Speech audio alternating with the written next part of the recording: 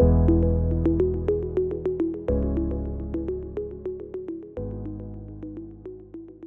everyone, I'm Chris Fuentes, Chief Marketing Officer of OnScent, where we make fragrances and natural cosmetic solutions.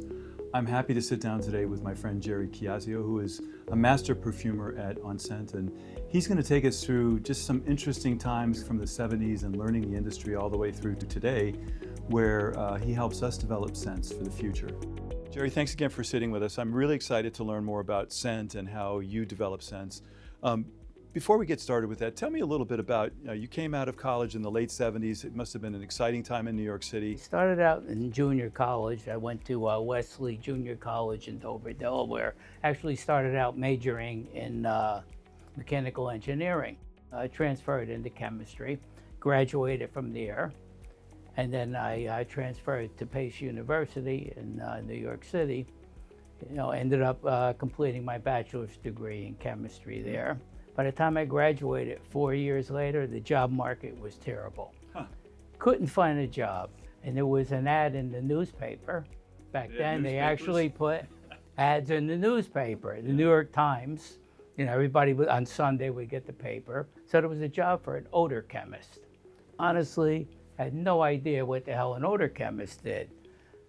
So I applied for the job and I ended up getting an interview. And it turned out to be a company by the name of Givaudan. One of the largest makers of fragrance in the world. No idea at the time. So I went for the interview and they gave me an odor test, which is basically a matching test of 5 citrus oils. No idea what was going to happen, and I got a call. I was offered the position. I was feeling good. Out of all these candidates, they selected me, So he said, well, I wouldn't get too crazy about it. Yeah. There was only 2 people who showed up for the job, and you were the only one who spoke English. Right, there you go. So, sometimes you have to be lucky. That's it. Luck has a lot to do with it. What does an odor chemist do? Well, I was working in the odor control lab. The first day, he gives me like 10 materials. I want you to learn the odor of these materials. Be able to, if I give you a blotter, identify them. So, I'm at this for a couple hours. He comes in, he says, how you doing? I said, yeah, I'm doing okay. He says, good, when you're finished with those, there's 4,000 more behind you to do. So I said, my God, what did I get into? I'm never going to be able to do this, But as time went on, I learned raw materials, became very good at it. Yeah. And my boss eventually transferred into creative perfumery, and I took over the lab. Nobody knows who you are until there's a screw up. And then you become very famous. Of course. And I remember the chief perfumer at the time calling my boss. I hear him screaming on the phone to him, Pete, who the hell passed this? It was the best place to be to learn. You can't create fragrances until you learn all these raw materials. After years of doing this there, I knew raw materials cold. You can hand me a blotter. I could tell you what it was and if it was any good, the quality. Excellent. I did this for a number of years, and then I followed my boss's path, transferred into creative perfumery. Jerry, I know that you've created many scents over the years and have been in this industry a long time, and I know that the assignments have varied everything from making a great a body wash to a great deodorant. Talk a little bit about some of the products that you're most proud of and things that you made over the years that you just say, wow, I nailed it. I used to work on a lot of the Axe fragrances for Unilever. Interesting. From the beginning, did you start there as they began the brand? Yes. The biggest one that we hit on was Axe Dark Temptation. That was a great win. It was a fragrance that was loved. It had a real addictive value to it. The hardest thing in the industry is to create a fragrance that becomes a classic. So you won a FIFI. What year was that? 2018. Nice. So that was for your work with Bath & Body Works. Yes. Talk about that. One of my favorite accounts, one of the most trying accounts. Of course. So the fragrance that I won was called At the Beach. It was actually created at the beach.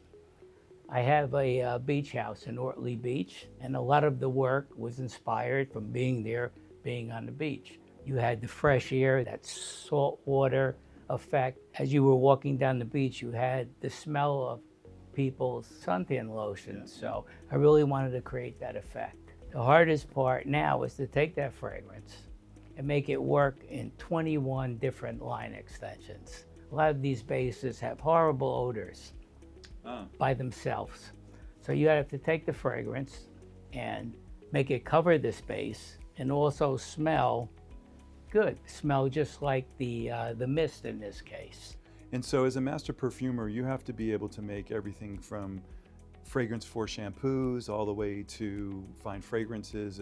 And when you talk about going across products, that's really one of the biggest challenges of being on your game, if you will, which is to take that Axe scent, if you will, and turn it into multiple. Well, you know, every perfumer is different. Some just work specifically in fine fragrance. Some just work specifically in a certain area. I always believe that a perfumer should know how to do everything. That's And you probably the way have I done thought. everything. I've worked on every possible product. Talk a little bit about how you identify scents and how you distinguish what you want, and you express how you created a beach, and how do you do that? You layer this together, and how do people like me recognize those scents? Help us understand how that works. You know, scents are broken down into different categories. For example, there's citrus fragrances, there's floral fragrances. Each one has own identifying categories. So for the average person, I would learn that first. Look at citrus fragrance. I mean, obviously, you know, you're gonna know lemon and orange identify as a citrus fragrance. You're gonna learn floral fragrances, where you get your jasmine, muguets, etc. And then your oriental types, a lot of vanilla and woody, sandalwoody types. So I would start out breaking down fragrances into different categories, give you an understanding. So when you smell something, say, gee, this is. So you could distinguish between an orange and a mandarin. So if you learn all the citruses, you can figure out what they But are. you'd be surprised because, you know, if you take orange oil and mandarin or even grapefruit, they all contain a lot of the same components. So you can easily identify them wrongly. So it's a matter of compartmentalizing them into groups. Yes. It's all trial and error, and sometimes it's like hitting the lottery. Exactly. You know? Is chemistry a really big part of creating scent? It's more creative. I mean, the chemistry background helps, especially when you're working in a different basis, because, you know, one of the problems you have in these bases is you can make it smell great, but what happens 2 days later when there's no fragrance left? Or what happens when the base is white and it turns yellow? How much work do you do on color? Are you focused on scent or on both? On scent, but a lot of times you would get a profile and they would describe the color as being blue. I mean, it's, you know, so subjective. That's what makes it great. You know, what I could love, you could hate. You want everybody to love it, but Exactly. or you hope the majority. You know, they do a lot of testing. If it's somebody likes it at all. Yeah, Exactly. yeah. What's the thing that's changed probably from the 4 decades you've been in here? The thing is, if you take a classic fragrance that was created back in the 2000s and you smell it today, you'd be amazed at how different it smells. You know, it's like a gradual thing, and some people don't recognize it. But when you look over that time span, it's amazing how different these fragrances smell. Full circle back to OnScent. You are now here with our company, and talk a little bit about why you like working at OnScent. You know, people always ask me, what do you love about what you do? And for me, it was the competition. So I love being in the game, being against the best perfumers in the world. We appreciate the opportunity to learn about your journey. It's fascinating, and congratulations on being named a Master Perfumer for OnScent. It's been fun. Thank you.